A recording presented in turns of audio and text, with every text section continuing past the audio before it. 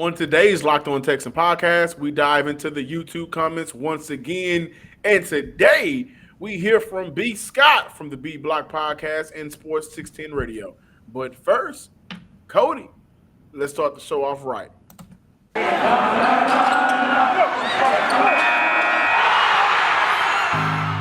You are Locked On Texans, your daily Houston Texans podcast. Part of the Locked On Podcast Network, your team every day.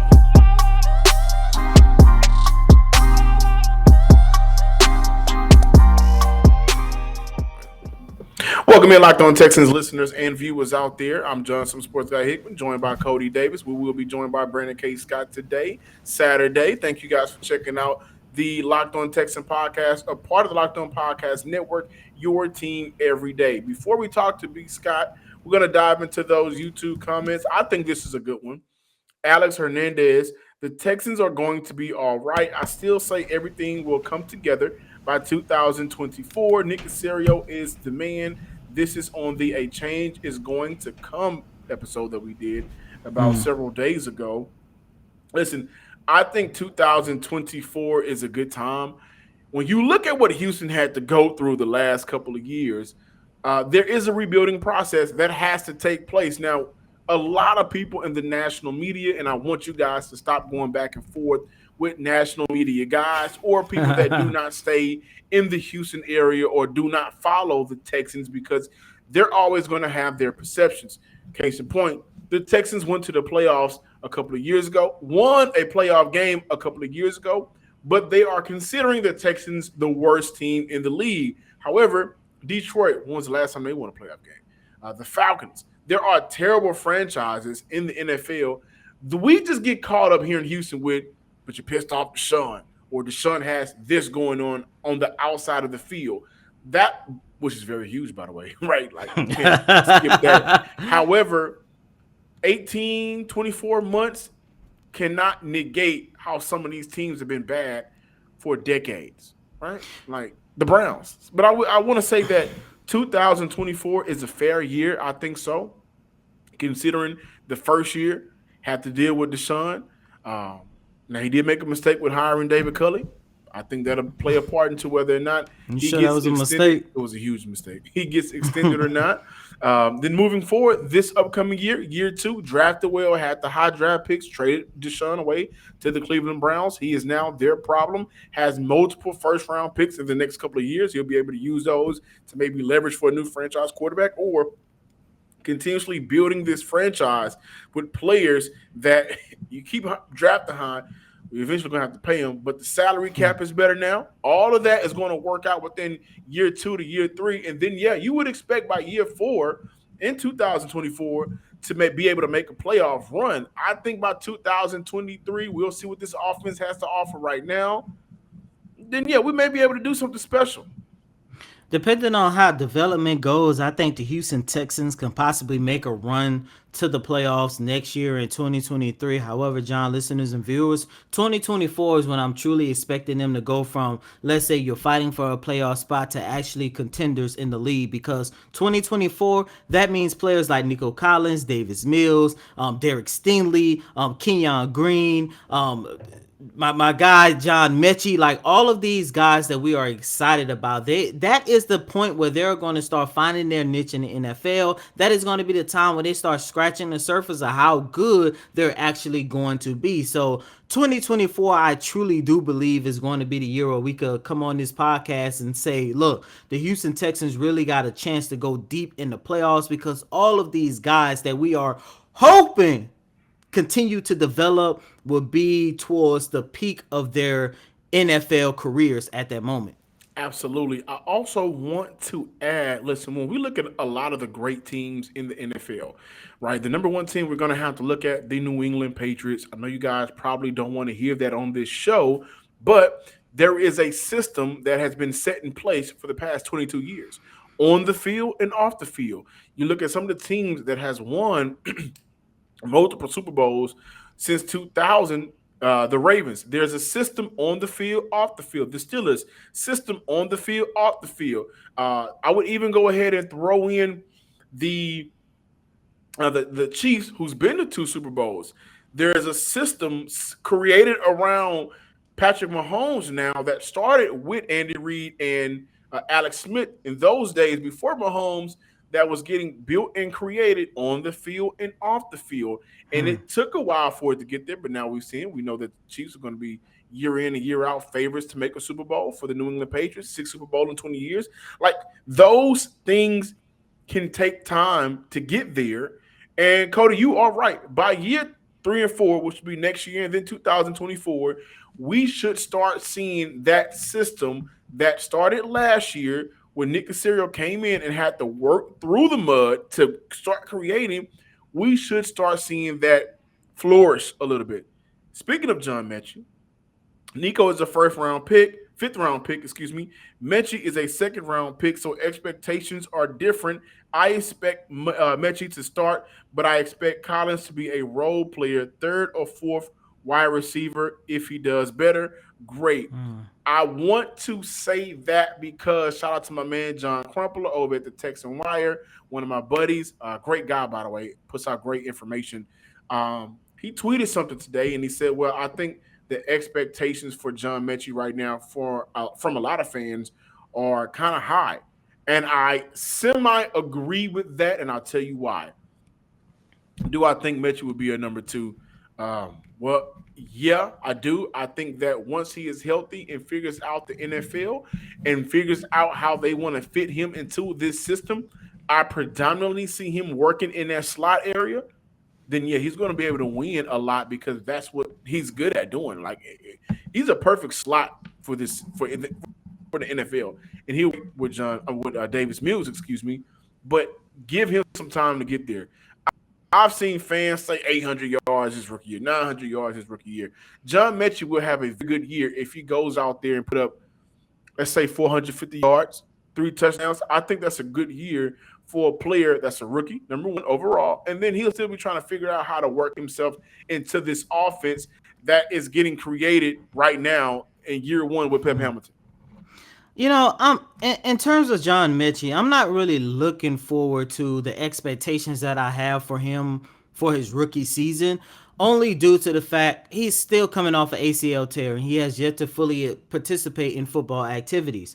But John, in terms of the expectations that I have for him moving forward, as in when I'll take a look at, let's say, 2024, around that time, that is when this is the prime example of talking about why the Houston Texans will definitely be or should be in consideration of a championship or at least a really good playoff caliber team by 2024. Because around that time, you call him a slot receiver. I say around 2024, John Metchi would definitely be this team's number one option. And I understand it. I get it. He is a little bit smaller than what you would like for your number one receiver to be. But look, at the end of the day, this is a guy who's going to be learning under Brandon Cooks. And these two guys share the same body type. And I'm pretty sure, matter of fact, I don't even have to say pretty sure because I've been told that Metchi has already been with Brandon Cooks learning and seeing how he could become a team's number one option despite his size. So I'm not going into Metchi's rookie season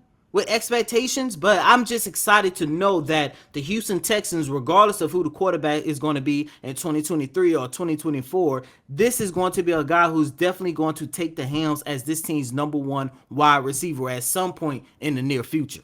And I'll say this, while we may need to lower our expectations for John Metchi, just alter it a little bit because of he's coming off an ACL injury that he sustained a few months ago. When we look at Nico Collins, understand that he is a bigger receiver, and the best thing about Nico Collins is his ability to catch the bigger plays. And so another guy that went to Michigan, Braylon Edwards, I am not comparing him to Braylon Edwards.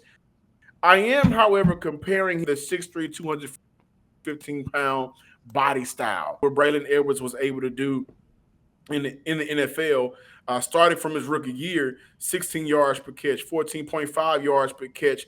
Then his bigger year with Cleveland Browns in 2007 where he nearly had 1,300 yards, 16 yards per catch.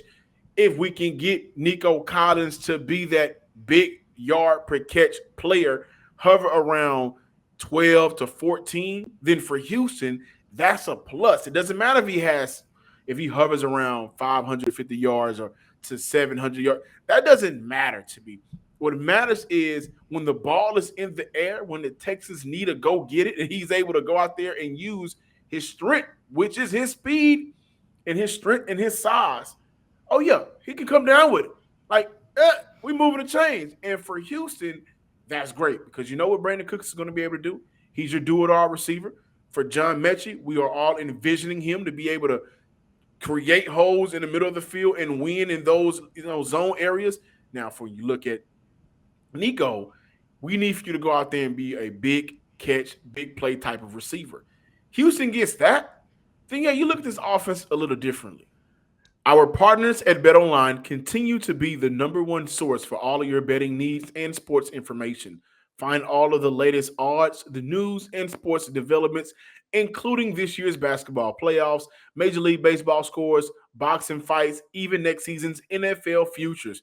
BetOnline is your continued source for all of your sporting wagering information from live betting to playoffs, esports, and more. Head to the website today or use your mobile device to learn more about the trends and actions happening at BetOnline because BetOnline is where the game starts.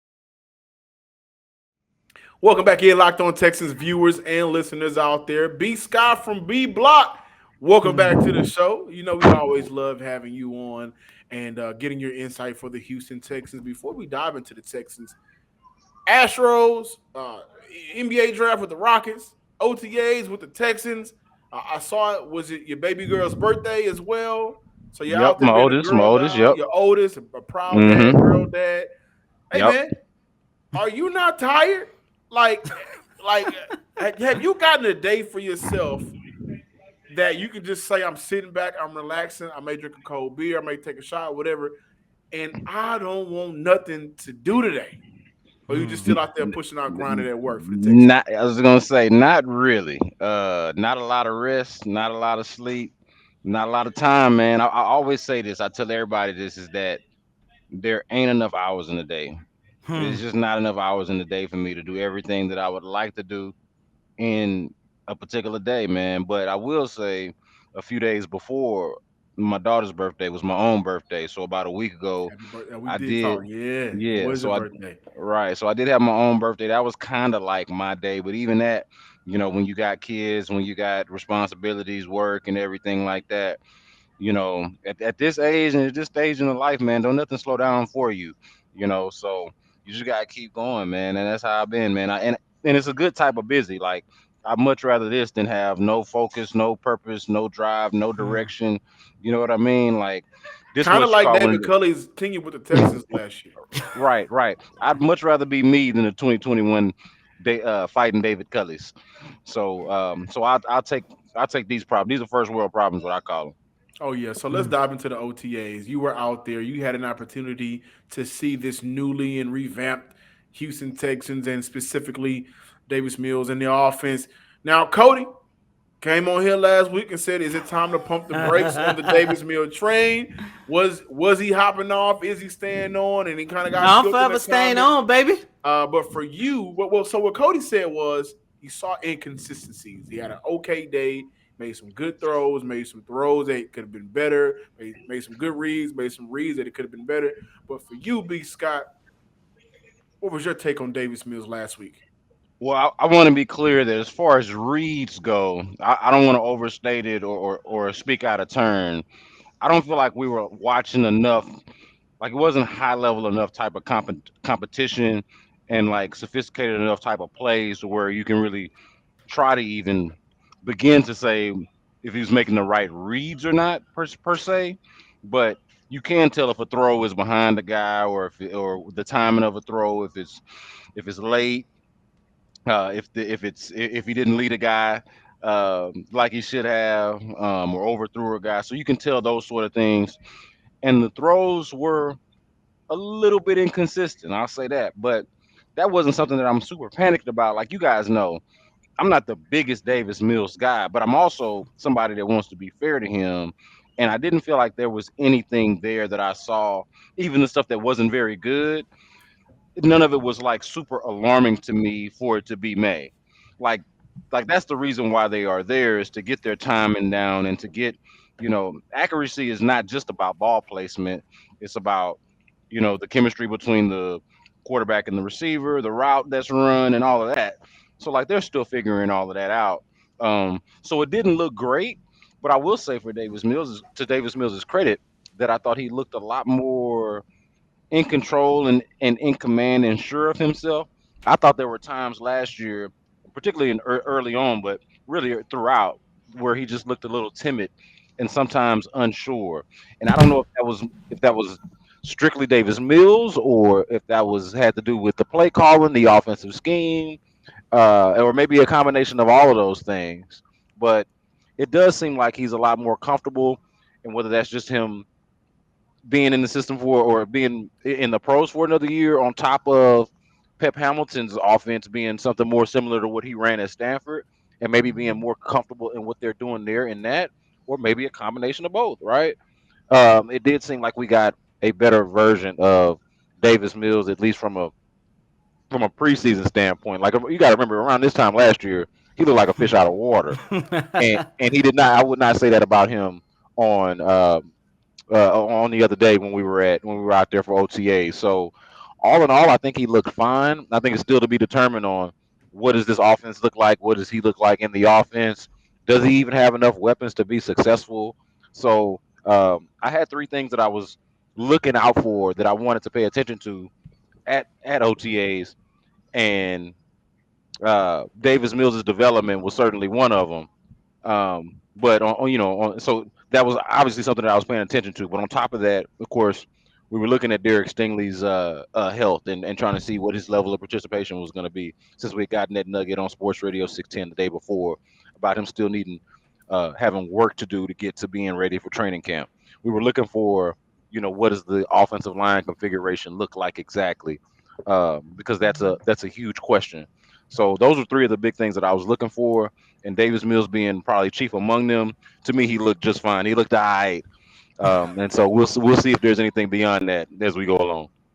B. Scott, I know this is somewhat of a hard question to answer as of right now because, as you mentioned, you saw it as well. Derek Stingley did not participate in any team activities, and the same goes for John Metchi as well. But from what you was able to see from the rest of the rookie class, who are some of the rookies that stood out to you during the first day of voluntary OTAs?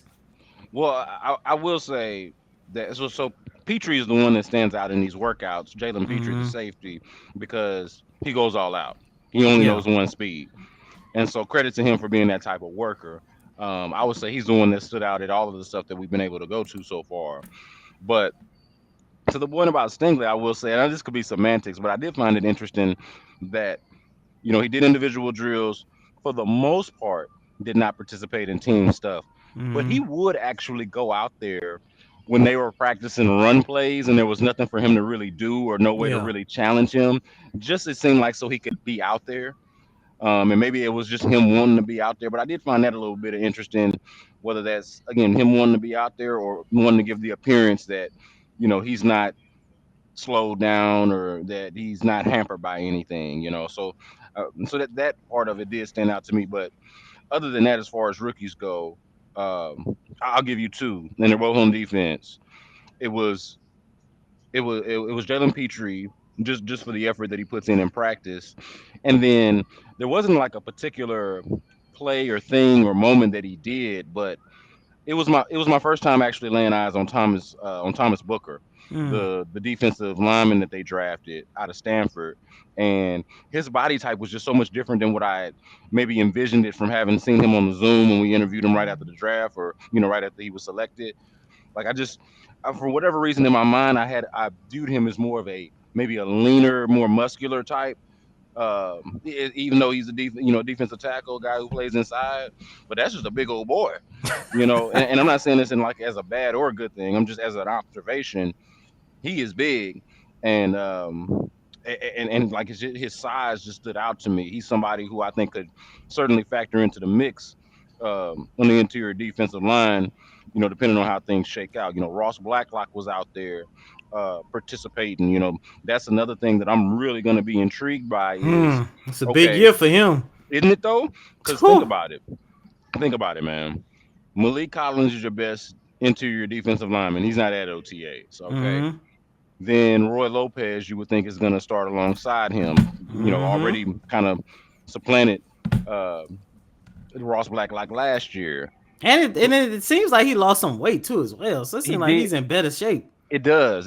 So like, imagine that if that guy's even better, and then to me, it's gonna come down to like, all right, Ross Blacklock and Thomas Booker.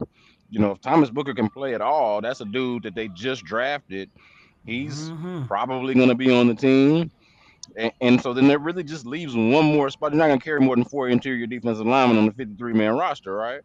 Now, and of course, if they want, they can stash Thomas Booker on the practice squad just to kind of make the most of what they got, right? But man, I'm looking at it like, all right, man, if any of these other cats, you know, if there's anybody else that comes in there and impresses them, like he's borderline. He's to me, has could be the last interior defensive lineman on the depth chart. So, but back to Thomas Booker though, it was just his size that stood out to me. I wasn't expecting him to be built that way. I guess from the highlights that I watched of him online, I just had a different view of him physically. So those are some of the things that stood out. We'll be right back with more B. Scott from the B Block Podcast. We got to talk more Texans, man, because you said something that really piqued my interest. I'm going to bring it up on the other side. Don't go nowhere. Let's have fun on this Saturday morning.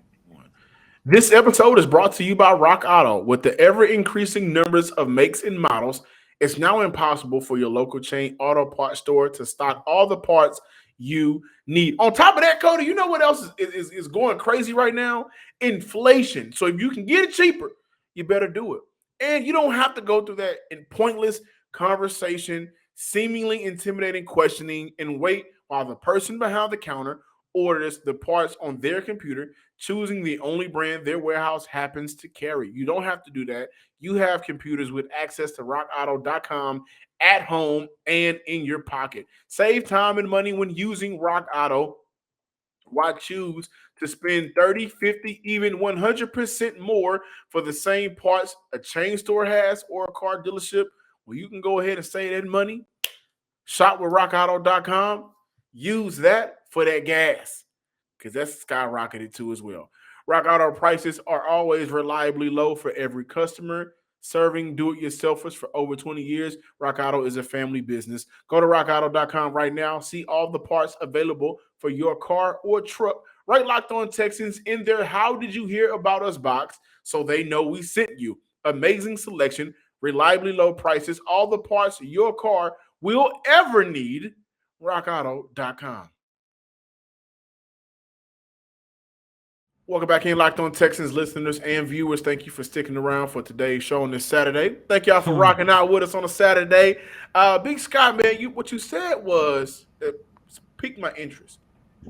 Trying to figure out if he even has the weapons to be successful, something along those lines, in reference to Davis Mills and what you were able to see in that week of OTAs. Now, that's funny because we talked about Nico Collins, we talked about Brandon Cooks and John Metchi whenever we kicked the show off. Looking at those YouTube comments, do you feel as though, because we also got to look at Philip Dorsett, who had a good day, the tight end group. Now you add Marlon Mack and Damian Pierce. Those are, two running backs that, thank God, we don't have what we had last season.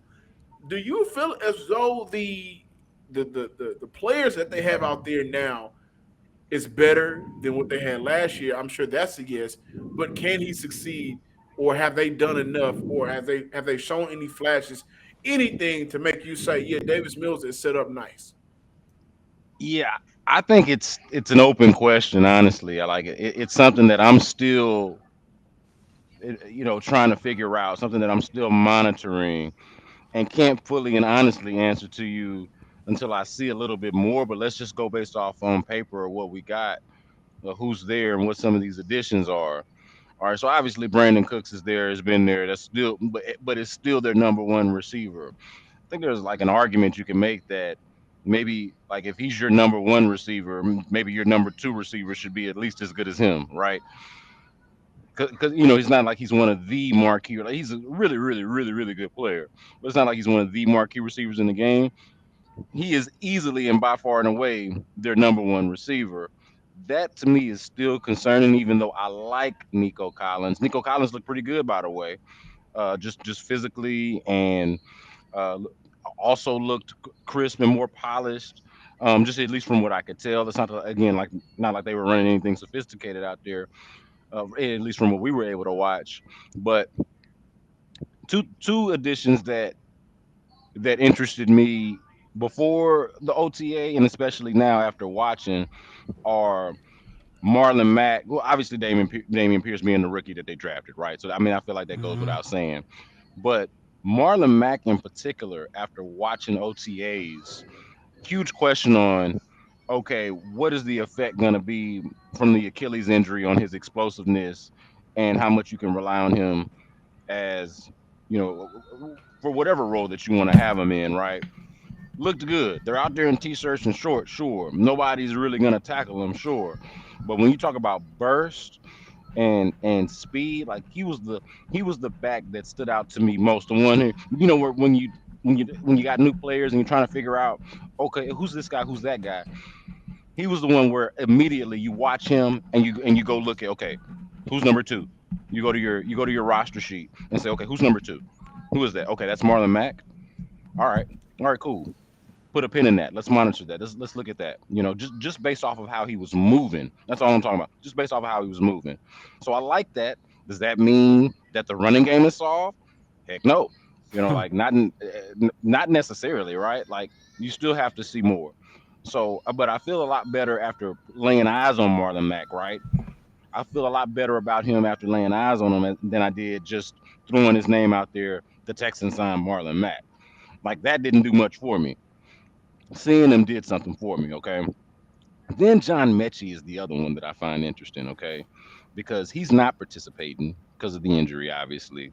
But I mean, we all watched him at Alabama. That's not a dude you got even got to do a lot of research on if you watch college football. I mean, he played on Saturdays in big games, and he's a gamer. Like he doesn't have any like outstanding physical trait other than just being a gamer. Like he goes out there and yards after the catch, like he'll bully dudes. Like and he ain't really big enough to be talking about he's gonna bully somebody, but apparently nobody told him that.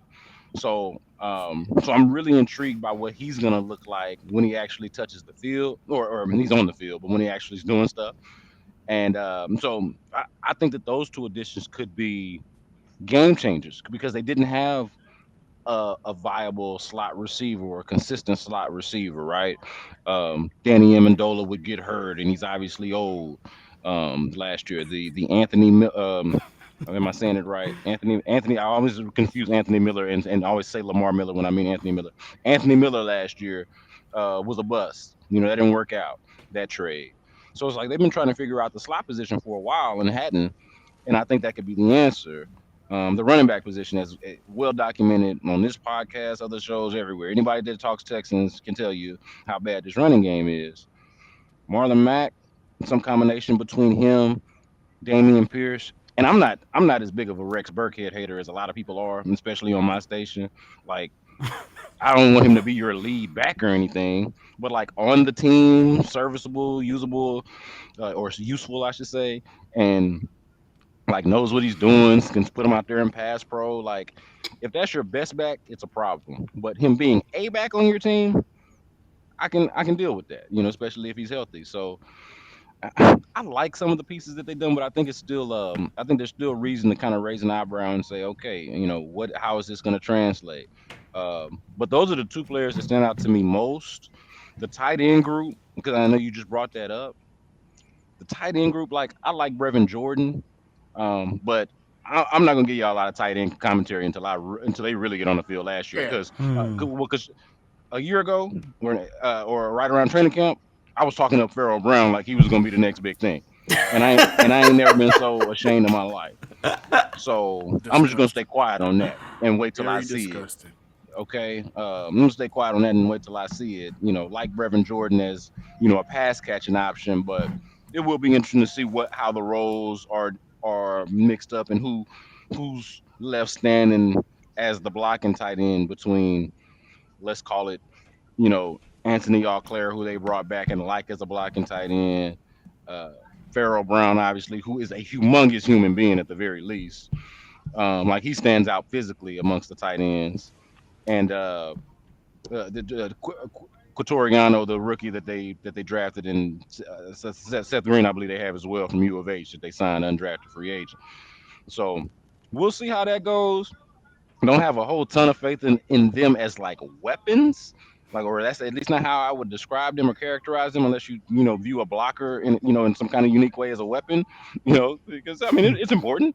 But like pass catching weapons, I'm not really looking at the tight end group for that yet. They're gonna have to prove it to me.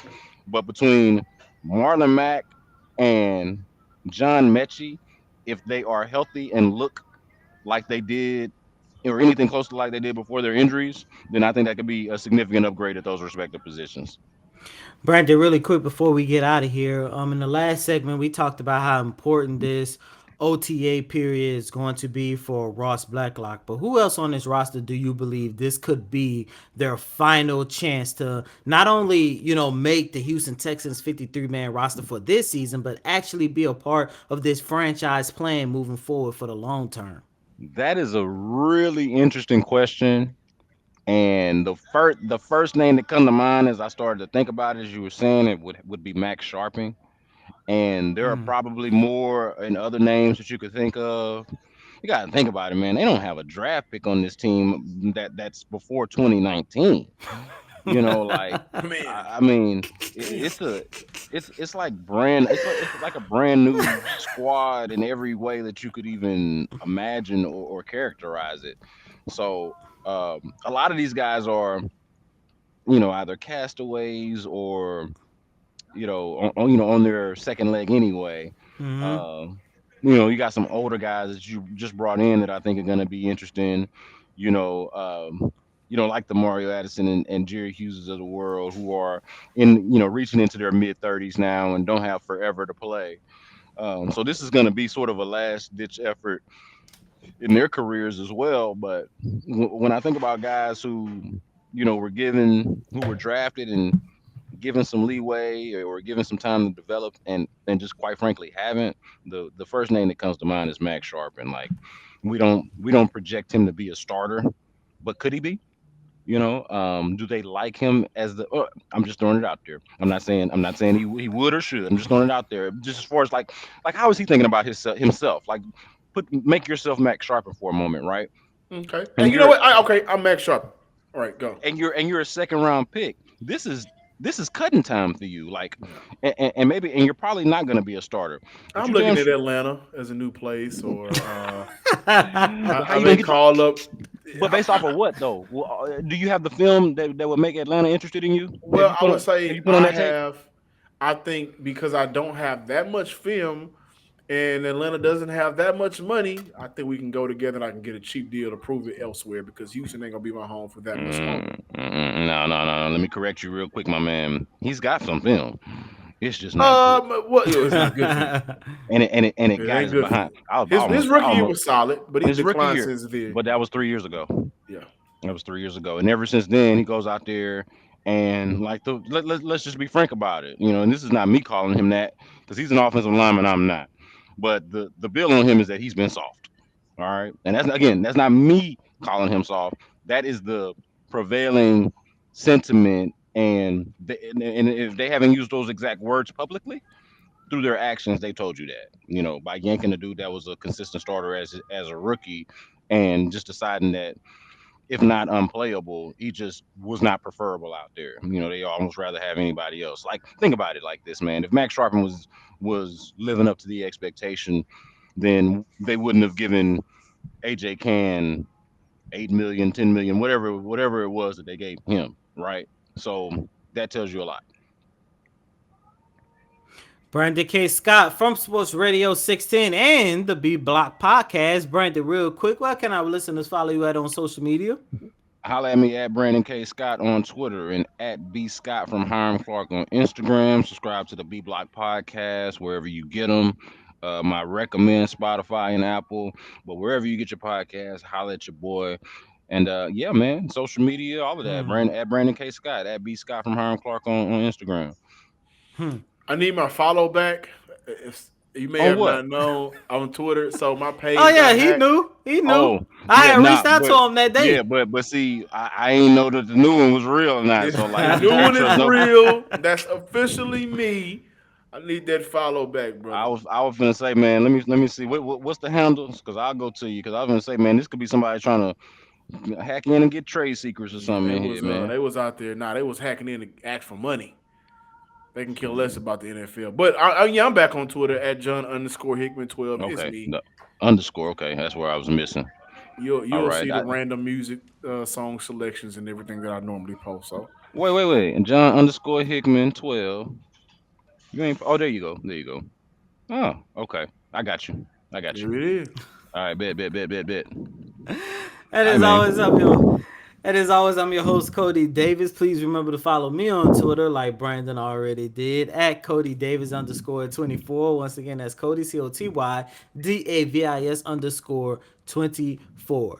Until next time, ladies and gentlemen, peace.